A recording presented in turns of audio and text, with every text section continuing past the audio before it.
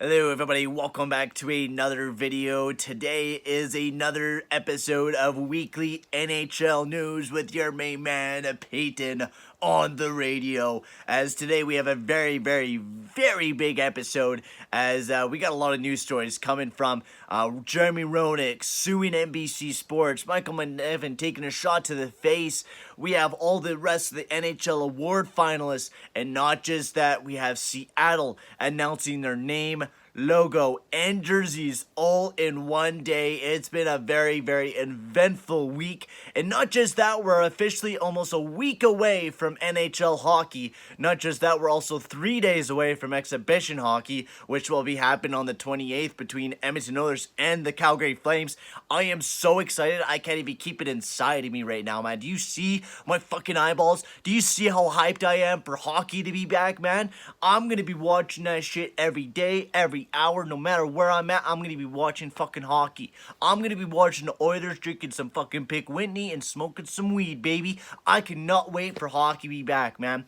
I am so excited. But let's get into this weekly NHL news before I keep fanboying about the NHL being back. As our first story of the day, we have Jeremy Roenick, former NHL and now broadcaster, is suing NBC Sports for wrongful termination of his contract over threesome comments about Catherine Tappan in December on Spin and Chicklets podcast, according to the report from the New York Post, which is absolutely crazy. Roenick in this lawsuit says that he was discriminated against as a straight man, and that Tappan was not offended by his comments, but was pressured by both NBC and a women's rights organization to make a statement condemning Roenick's comments, and was wrongfully fired despite releasing a public apology. Now, I gotta say, we're all snowflakes in this day and age, and I'm just gonna throw that right out there. No matter what we say in this day and age, if I say a sexual joke or a comment, I'm fired, no matter what. I'm fired no matter what. I get fucking hated on because I say something stupid because it's a fucking joke. Now, and especially this, we don't know if Catherine Tappan was upset about it. Maybe she was pressured by NBC and women's rights organizations, right? Maybe she was. And if we take a look at another thing, the lawsuit alleges Roenick was held to a different standard than NBC figure skating commentators Johnny Weir and Terry Lemberger, who made racy comments about a 2018 Olympic bronze medalist figure skater Brady Tennell. Roenick claims that he was discriminated against as a straight man, whereas Lemberger and Weir, a gay man, weren't disciplined for similar behavior. I absolutely agree. If they weren't held to the same standards, then Roenick should be held to the same standards as those people. Just because they're gay doesn't mean that it's a really touchy fucking stupid subject that I hate. I'm hoping they can figure this all stupid shit out, and I just wish people would stop being stupid snowflakes, man. Jesus Christ, like, people grow up. Jesus Christ, people are stupid. On to the next story before I get too ticked off. A positive story. Oscar Lindblom was just given a 3-year contract extension for $3 million to the Philadelphia Flyers. Now, Oscar Lindblom, this is a well-deserved contract. Before he got diagnosed with cancer last year, he had 30 games. He had 11 goals and 18 points. He was phenomenal, and he definitely deserves his contract, first of all. A team-friendly contract, and Oscar Lindblom is going to make some mad money. And also, in the last video, I'm sorry, I called him Oscar Klefbom. I just noticed that when I watched the video. I'm like, oh my god, I called the man Oscar Klefbom like 10 times in a row. How did I not notice that? But Oscar Lindblom got a 3-year contract extension. I'm very happy for him, and I'm hoping he's also very happy with his new contract there with the Philadelphia Flyers. On our next story, we got a little bit of a story from the Tampa Bay Lightning, as Joe Smith said the Lightning would probably take a 2 firsts, a second, and a third from a Sergachev offer sheet of $8.45 million AAV or greater, which is absolutely huge. I mean, this has definitely been one of the biggest rumors that I've seen over the past little bit. As you guys know, Sergachev and Cirelli are RFAs this upcoming season, and really Tampa Bay does not have the money. They're right now looking to trade away Kilroy and a couple other players as they want to try to get Sergachev and Cirelli on some bridge deals, which they're hoping on getting. I mean, Sergachev was one of their biggest defensemen that they picked up for Jonathan Drouin. He's been one of the younger guys, and I think trying to keep Sergachev would definitely be a big thing. And I mean, I would take that offer sheet too. 2 firsts, a second, and a third. I would totally take that offer sheet any day of the week, because most of the time, if a team is picking up that type of defenseman, most likely they're not that good of a team.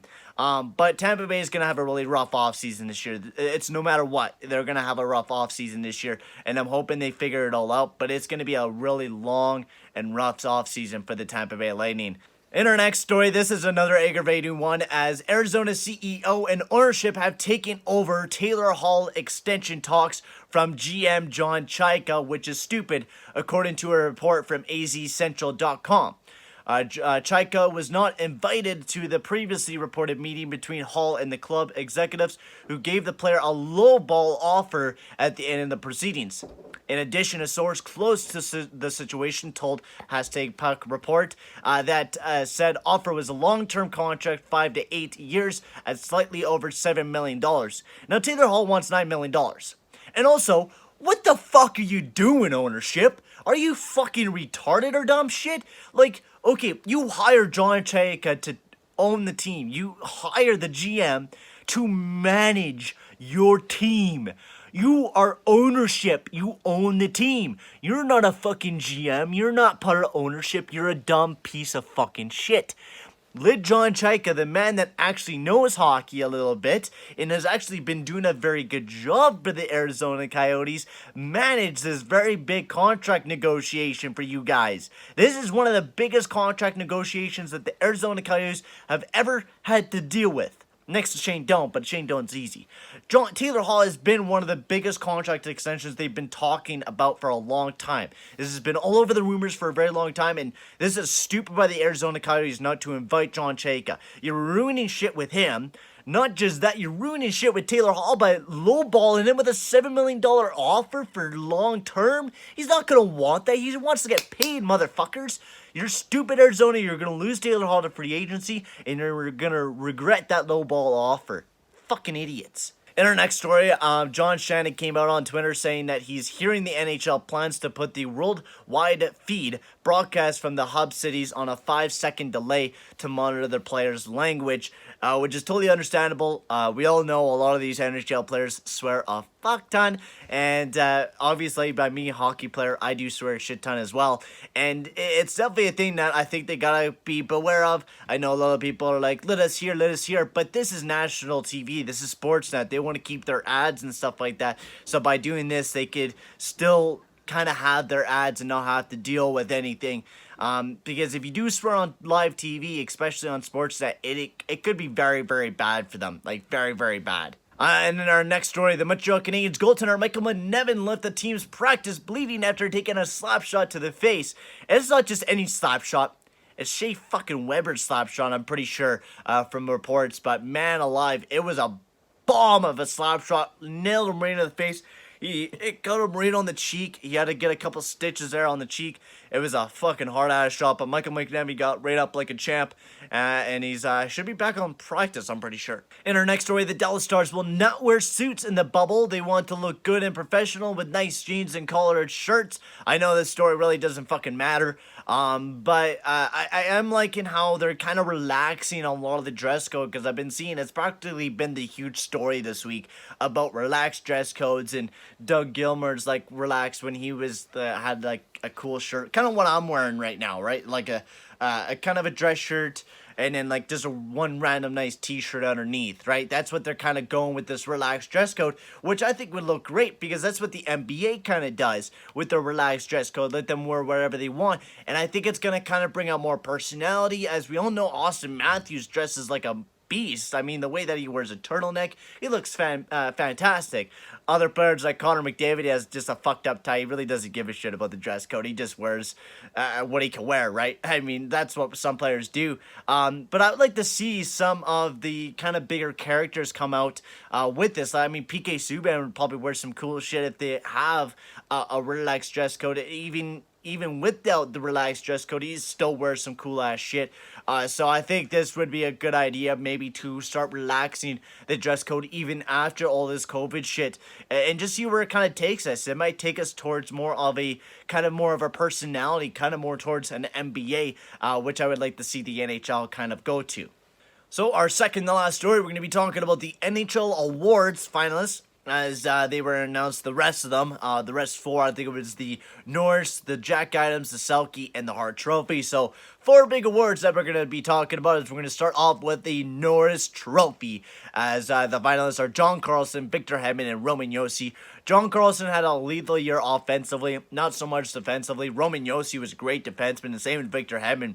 And I think they all deserve this award. Not so much John Carlson, just because of the fact that he put up a lot of points doesn't mean he should win the James Norris Award. A lot of people are talking about how great Roman Josi was this year, and I mean, he is. He's the captain of the Nashville Predators and is the fucking blue line stud for the Nashville Predators, and I think he deserves this award without a doubt, but we'll have to see what happens when I do some more research and I take a look more into it. So our next, we got the Selke finalists, Patrice Bergeron, Sean Couturier, and Ryan O'Reilly, which I think is one of the first times that Couturier was nominated for, and I think somebody just said here that 9 consecutive year for Bergeron, which is just crazy to me how good Patrice Bergeron is defensively. But Sean Couturier actually was one of more analytically, of course, was not as great defensively as he has been on other years. I don't know who's going to take this award. I would have to do more of a deep dive on analytically wise. But Patrice Bergeron, of course, is always one of my favorite picks. He's a great defensive player. No matter which way you look at it, he's a clutch player for the Boston Bruins. In every way, shape, or form, he's a great PK, great defensive guy. Patrice Bergeron just is an awesome guy, just in general. And I think I hope he wins this award once again this year, or maybe Ryan O'Reilly or Sean Couturier. We'll see who wins this award. Next up, we got the Jack Adams Award. The nominations were Bruce Cassidy, John Tortorella, and Alain Vigneault. Of course, there's been a lot of big guys in this one. Alain Vigneault was able to turn around the Philadelphia Flyers into one of the best teams this year in the NHL, being even talked as a team that might even win the Cup this year. That's how good it's been. John Tortorella was able to keep the Blue Jackets almost in a playoff spot, even after losing Bobrovsky and Bernard over like $20 million they lost in players. And they lost their two best superstars, and they were still able to make a good team. It's just crazy. But not just that, they lost over 419 man games lost due to injuries this season as well, and they were almost able to stay near a playoff spot. It's just absolutely crazy. And Bruce Cassidy, of course, having another 100-point season with the Boston Bruins.